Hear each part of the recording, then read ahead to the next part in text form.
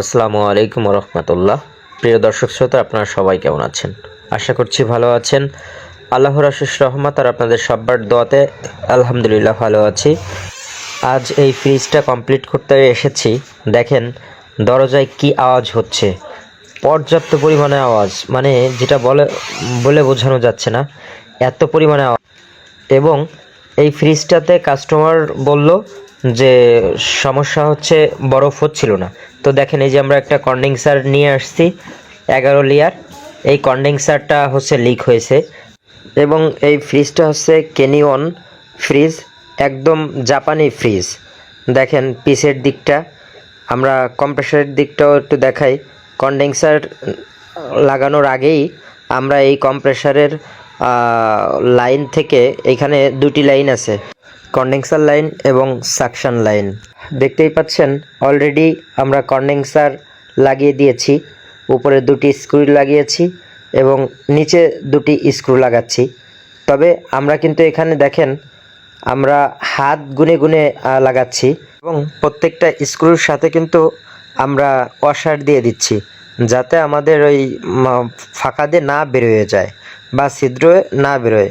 এজন্য আমরা ওয়াশার ব্যবহার করছি এবং সুন্দরভাবে আমরা টাইট দিয়ে দিচ্ছি। এবং উপর এবং নিচে আমরা কিন্তু সব লাগিয়ে দিয়ে দিছি অলরেডি। ইনশাল্লাহ কনডেন্সার লাগানো হয়ে গেছে। এবং এখানে যে রবারটা দেখছেন, এই রবার দুটি আমি খুলে নিচ্ছি। এই রবার দুটি খুলে আমি এই রবার দুটি দেখেন যেভাবে খুলছি, খুব কষ্ট হচ্ছে খুলতে।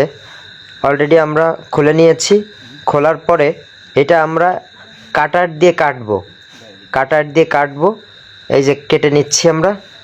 দেখেন কেটে নেবার পর আমরা এই কনডেন্সারে এটা লাগিয়ে দিব। কাটারের মাধ্যমে আমরা দেখেন সুন্দর করে কাটছি এবং সুন্দর আওয়াজ হচ্ছে, কিট কিট কিট কিট করে। আমরা সুন্দর করেই কাটতে পারছি। আপনাদের যাদের এই কাটার আছে এমনভাবে কাটার দিয়ে কেটে নিতে পারেন, বা হচ্ছে যদি কোনো ব্লেড থাকে সেই ব্লেড দিয়েও আপনারা এইভাবে কেটে নিতে পারবেন।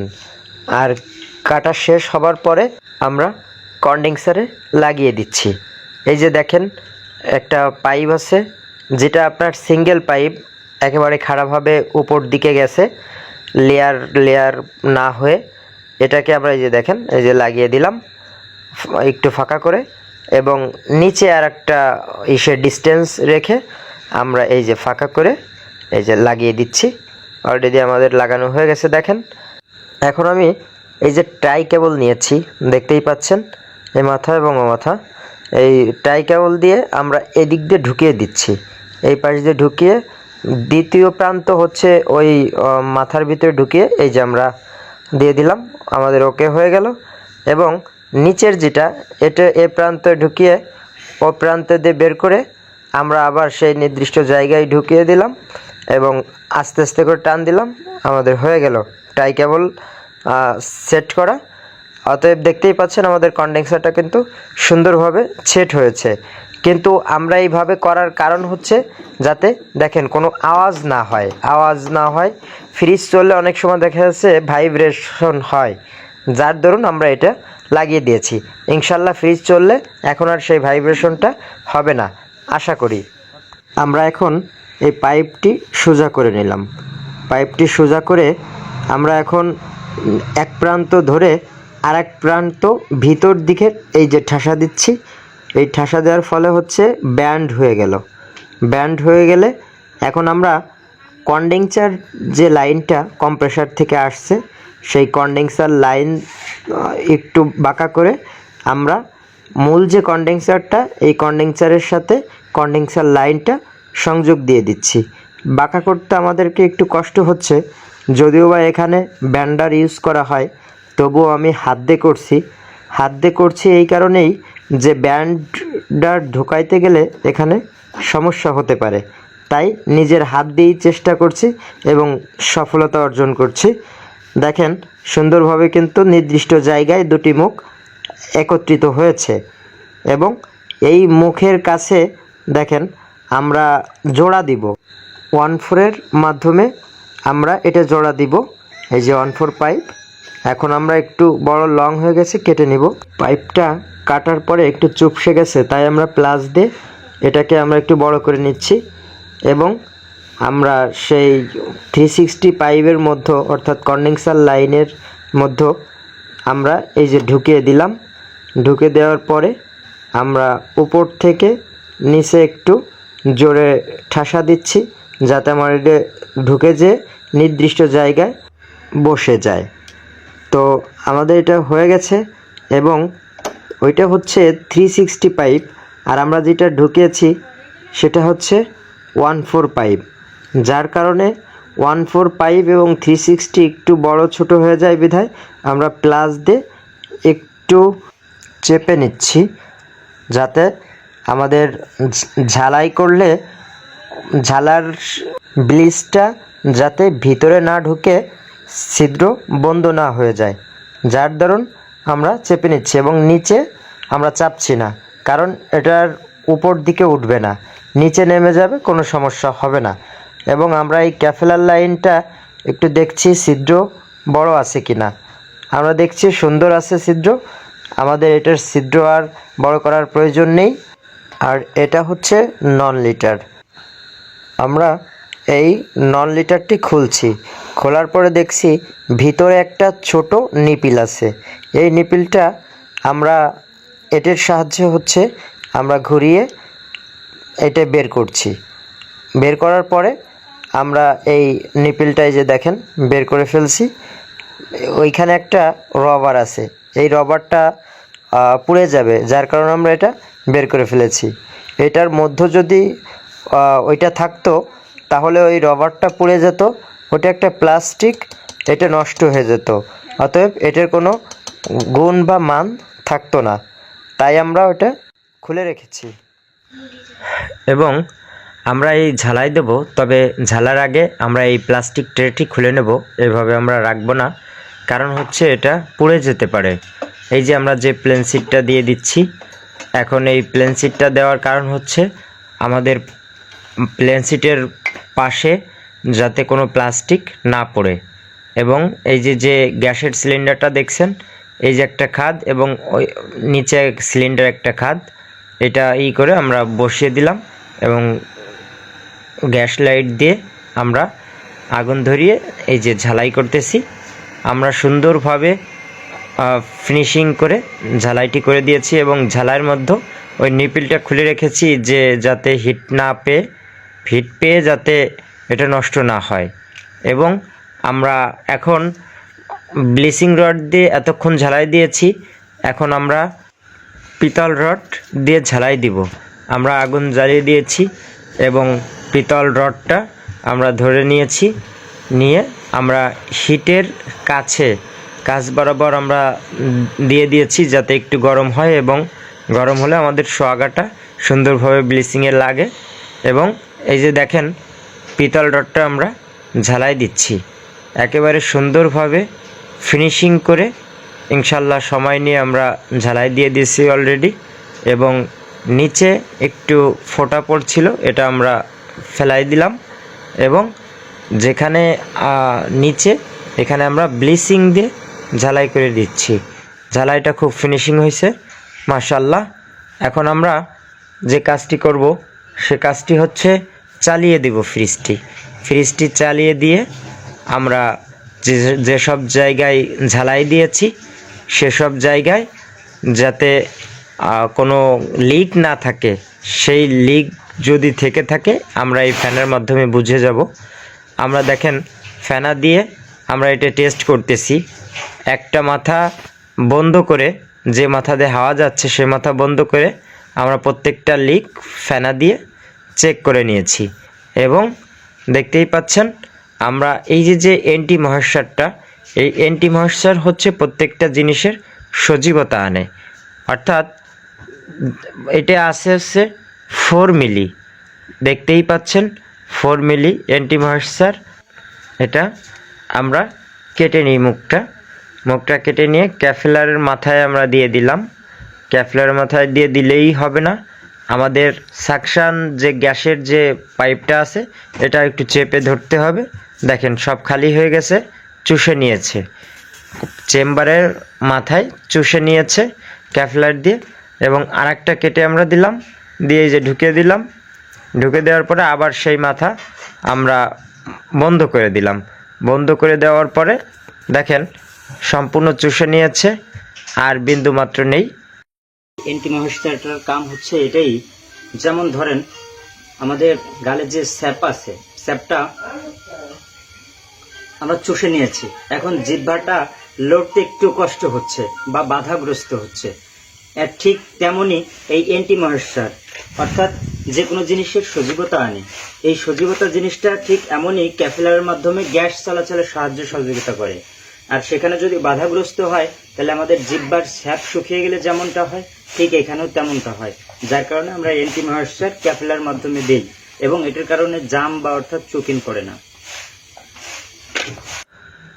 এবং আমরা ক্যাপিলার একটু কেটে নিচ্ছি, কারণ হচ্ছে আমরা ব্যাকম করার জন্য এই ব্যাকম ক্যাপিলারটা কাটবো। এক পাশ কেটে নিয়েছি দেখছেন, এবং দ্বিতীয় পাশটা আমরা কেটে নিলাম। কেটে নেওয়ার পরে আমরা একটু দেখি এটা ছিদ্র ঠিক আছে কি না। হ্যাঁ, ঠিক আছে। এখন আমরা ফিল্টার নিয়ে নিলাম। ফিল্টার নিয়ে দু প্রান্ত আমরা একটু মিলে নিলাম। ক্যাপিলার দুটির মিলে নিয়ে আমরা একটা নির্দিষ্ট মাপে এই যে ঢুকিয়ে দেব। একটা নির্দিষ্ট মাপে এই যে ঢুকিয়ে দিলাম। ঢোকানোর পরে আমরা একটু প্লাস দিয়ে চেপে দিব, কারণ মুখটা বড়, আমরা একটু ছোট করে নিব। ছোট করে নিলাম, এই যে দেখতেই পাচ্ছেন। এখন এই ফিল্টারটি এখন আমরা কনডেন্সারের আরেকটা প্রান্তে লাগিয়ে দিব। কনডেন্সারের আরেকটা প্রান্তে লাগিয়ে দিব। তার আগে আমরা ক্যাপিলারের গোড়ায় ঝালাই করে দিব। ঝালাই দেখতেই পাচ্ছেন, আমরা ঝালাই দিচ্ছি। এই যে ব্লিচ দিয়ে আমরা ঝালাই করে দিচ্ছি। মাশাআল্লাহ, আমাদের ঝালাইটা অলরেডি হয়ে গিয়েছে, অনেক সুন্দর ফিনিশিং এসেছে, দেখতেই পাচ্ছেন। আমরা অলরেডি এক প্রান্ত ঝালাই দিয়েছি, এবং এটাকে আমরা ন্যাকড়া দিয়ে সুন্দর করে মুছে নিলাম, কারণ একদম দেখেন ফ্রেশ হয়ে গেছেন, একদম ফ্রেশ হয়ে গেছে, কোনো সমস্যা নেই। এখন আমরা এটা কনডেন্সারের দ্বিতীয় প্রান্তে আমরা এটা সেট করে দিব। আমরা এই যে ঢুকে নিলাম। ঢোকার পরে একটু বড় মুখ আমরা প্লাস দিয়ে চেপে দিলাম। চেপে দেওয়ার পর আমরা এখনই সেটিকে ঝালাই দেব। তো ততক্ষণ আমাদের সাথে থাকেন এবং পাশে থাকেন। দেখতেই পাচ্ছেন আমরা এখানে যাতে অপর পৃষ্ঠে যাতে আমাদের ঝালাইটা আগুন ধরে না যায় বা হচ্ছে কোনো ক্ষতি না হয়, যার কারণে টিন দিয়ে দিয়েছি, এবং আমরা এই যে ঝালাই করতেছি। আমরা এখানে ব্লিচিং দিয়ে ঝালাই করব না, আমরা এখানে হচ্ছে পিতল রড দিয়ে ঝালাই করব। কারণ হচ্ছে কখনো লোহা এবং তামা ব্লিচিং দিয়ে ঝালাই হয় না, এটা সবসময় পিতল রড দিয়ে ঝালাই হয়। ঝালাই শেষে আমরা এই যে মুছে নিলাম। মোছার পরে দেখেন কত সুন্দর একেবারে ফ্রেশ হয়ে গেছে, ফ্রেশ হয়ে গেছে দেখতেই পাচ্ছেন, এবং ঝালাইটা অনেক সুন্দর হয়েছে দেখতেই পাচ্ছেন। এখন আমরা অপর পৃষ্ঠায় একটু সমস্যা হয়েছিল, সেটা মুছে দিলাম, এবং নিজ নিজ জায়গায় সুন্দর করে সেটিং করে দিলাম। এবং আমরা যে ব্যাকম ক্যাপিলারটা কেটেছিলাম সেই ক্যাপিলার দিয়ে এখন দেখেন হাওয়া প্রবাহিত হবে। আমরা চালিয়ে দেব, সুইচ ঢুকিয়ে এই যে চালিয়ে দিলাম। চালিয়ে দেওয়ার পরে দেখেন এক প্রান্ত থেকে সে হাওয়া ঢুকতেছে এবং অপর প্রান্তে বের হচ্ছে। তো আমরা এখন যেসব জায়গায় ঝালাই দিয়েছি একটু চেক করে নিই। লাস্টে দেখেন আমরা এই যে ফেনা ধরছি, সাবান ফেনা, এটা আমরা এক প্রান্ত আটকিয়ে দিয়ে দ্বিতীয় প্রান্তে আমরা দেখেন এই যে কত সুন্দর করে একেবারে নিখুঁতভাবে চেক করে নিলাম। চেক করে নেওয়া হয়ে গেছে। এখন আমাদের নিপিল লাগানোর পালা। দেখতেই পাচ্ছেন একটু ময়লা ছিল, আমি কম্প্রেসারের যে প্রেসার সে হাওয়া দিয়ে আমি পরিষ্কার করে নিলাম, কারণ ওখানে বালি থাকলে সমস্যা। তো যাই হোক, এই যে আমি এটাও পরিষ্কার করে নিচ্ছি। পরিষ্কার করে নেওয়ার পরে এই যে আস্তে আস্তে পেঁচিয়ে আমি এটাকে সেট করে দিলাম। আমাদের সেট করা হয়ে গেছে। এখন সুন্দরভাবে একটু দিই। হ্যাঁ, সেট করা হয়ে গেছে। এখন হচ্ছে আমাদের গেজ মিটারের পালা। গেজ মিটারও বলে অনেকে, অনেকে প্রেশার মিটারও বলে থাকে। তবে দেখতেই পাচ্ছেন আমি হাত দিয়ে যে সংকেতটা দিচ্ছিলাম, এই মাথা দিয়ে হচ্ছে আমরা গ্যাস নিপিল করব। গ্যাস নিপিল করব বিধায় আমরা এই যে ফোজ পাইপ লাগিয়ে দিলাম। ফোজ পাইপ লাগিয়ে দিয়ে একেবারে সোজা লাগিয়ে দিয়েছি, এবং আপনার ফোজ পাইপের যে অপর প্রান্ত এটা দেখেন একটু বাঁকা, এবং অন্য যে একটা ফোজ পাইপের প্রান্ত সেটা দেখেন সোজা। তবে আমরা সোজাটা লাগাবো না, এই বাঁকাটাই আমাদের লাগাইতে হবে কম্প্রেসার, যেখান দিয়ে আমরা গ্যাস চার্জ করব। আপনাদের এ পর্যায়ে আমি দেখাচ্ছি। দেখেন ওই যে ওইটা হচ্ছে আপনার এই সাকশনে লাগবে। সাকশনে লেগে ভিতরের পাইপ নিপিলটা ওইটা ঠাসা থাকবে। তো দেখতেই পাচ্ছেন আমরা পেঁচিয়ে লাগিয়ে দিচ্ছি। এই যে আমাদের লাগানো হয়ে গেছে, কিন্তু একটু টাইট দিতে হবে যাতে গ্যাস লিকেজ না করে। এই যে সুন্দরভাবে আমরা লাগিয়ে দিয়েছি, ফিটিং হয়ে গেছে। এবং অপর যে প্রান্ত, সেই প্রান্তটা দেখেন এই যে টাস টাস করে উঠছে, এইখান দিয়ে হাওয়া ঢুকতেছে। আমরা এই যে আটকিয়ে দিলাম, এখন আর হাওয়া ঢুকবে না। এই যে আমরা সেল করে দিলাম যাতে আমাদের হাওয়া না ঢোকে বা হাওয়া লিকেজ না করে। তো এখন আমাদের যে কাজটি করতে হবে সেটি হচ্ছে অপর প্রান্তে হাওয়া বেরোচ্ছে কি না সেটা আমাদের দেখতে হবে। অন্তত ফ্রিজের ক্ষেত্রে হচ্ছে 15 থেকে 20 মিনিট, আর এসির ক্ষেত্রে আধা ঘন্টা বা 1 ঘন্টা।